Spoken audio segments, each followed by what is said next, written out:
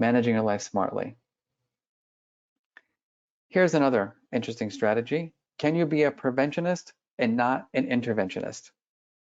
Think about this. We can take actions that might make it more or less likely we'll end up in a situation that might give use to anxiety. So here are some tips. Think about this.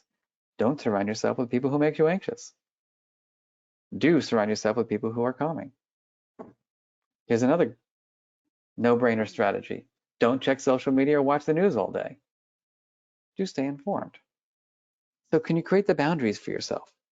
I know for me, the first week, I was literally sitting on my kitchen stool with the refrigerator there and the TV there, and I was all day long. The numbers, I was going nuts. And I had to just create rules for myself because otherwise I would just be in constant state of uncertainty and anger, which relates to this idea of having a routine, right? Can you create consistency in wake up time, in meals and exercise, work schedule, playtime, etc.? When we have too much time on our hands, our brains make up the stories. Think about it. If you're just sitting and not doing, your brain has the opportunity to make all these weird connections that are not going to be necessarily helpful for you. So my question is, what does your routine look like right now? Are you setting yourself up for success in this new normal at home? Are you creating a routine for wake up, for meals, for exercise, your work schedule, your playtime, whatever that looks like for you? Ask yourself right now, how can you create a better routine? How can you manage your life more smartly to support you over the next couple of weeks?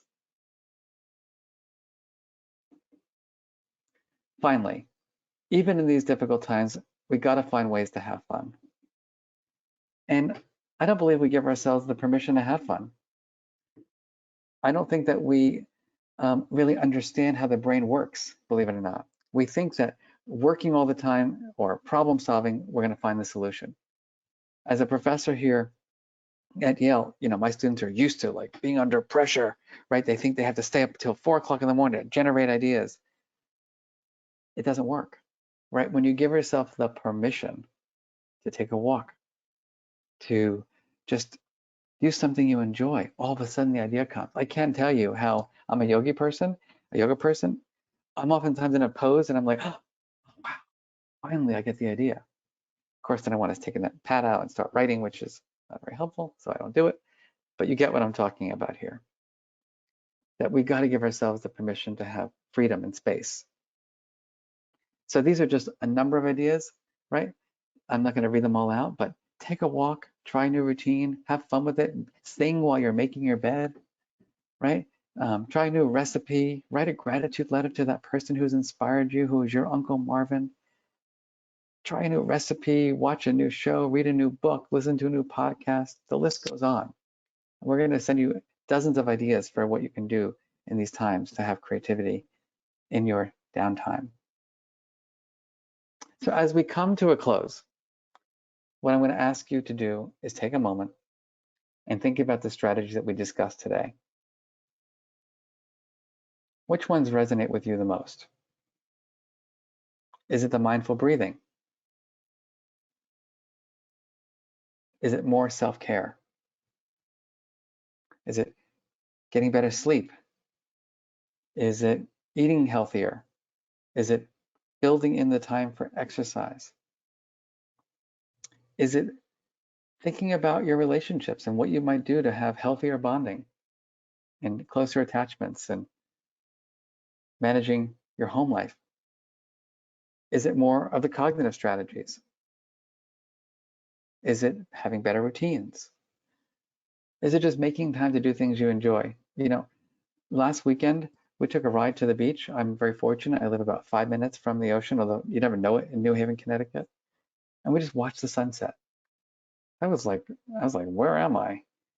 It was the most beautiful time just to give our family an opportunity to spend 10 minutes just watching the sunset amongst all the chaos.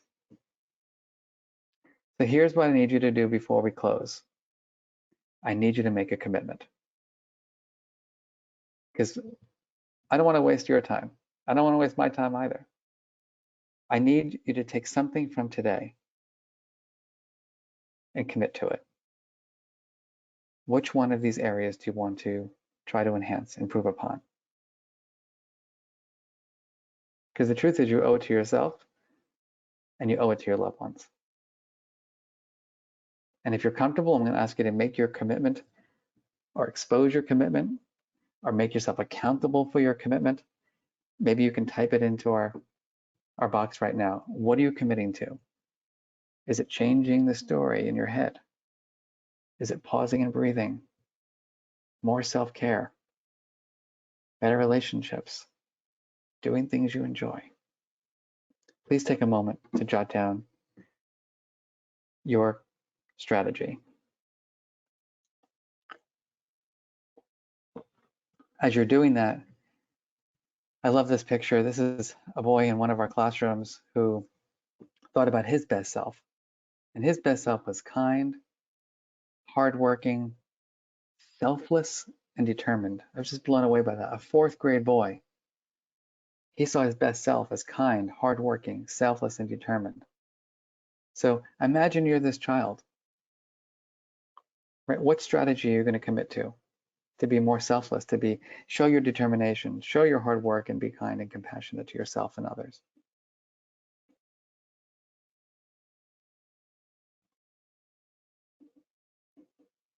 A few things to bring our session to a close. One, give yourselves and others the permission to feel all emotions. I wrote a book this year called Permission to Feel, and it was really about this idea of allowing ourselves to just feel. We don't have to shift. Oftentimes people are trying to help us to regulate. Healthy regulation doesn't mean not feeling. It's about accepting all feelings and just using them wisely. It's okay to be sad. It's okay to be anxious. It's okay to be frustrated. Strive to become that emotion scientist and not an emotion judge. Remember, we're all in this together. And as we said in the beginning, physical distance does not mean psychological distance. Try to be an Uncle Marvin for someone. Appreciate that developing emotion regulation skills can be harder than learning traditional hard skills. It's life's work. I also want to say you've got to be open to apologizing. I've gotten really good at it this week. Forgiving and repairing, and also seeking the help if it's necessary. And lastly, what I want to say is please don't give up on yourselves when you're feeling this way. I know when we get overwhelmed with stress and anxiety, we feel it's going to be permanent, it's going to be forever. It's not. And it will be dealt with more effectively if you can try some of the strategies that I share with you today. So my last words to you for today are from one of my heroes, Viktor Frankl. Between stimulus and response, there is space. In that space is our power to choose our response. And in our response lies our growth and freedom. And on behalf of CASEL and the Center for Emotional Intelligence, I just want to express my gratitude to everyone who joined today. I wish you the best in this journey of healthy emotion regulation. And just for research and for articles and free papers, you can go to my website, our center website.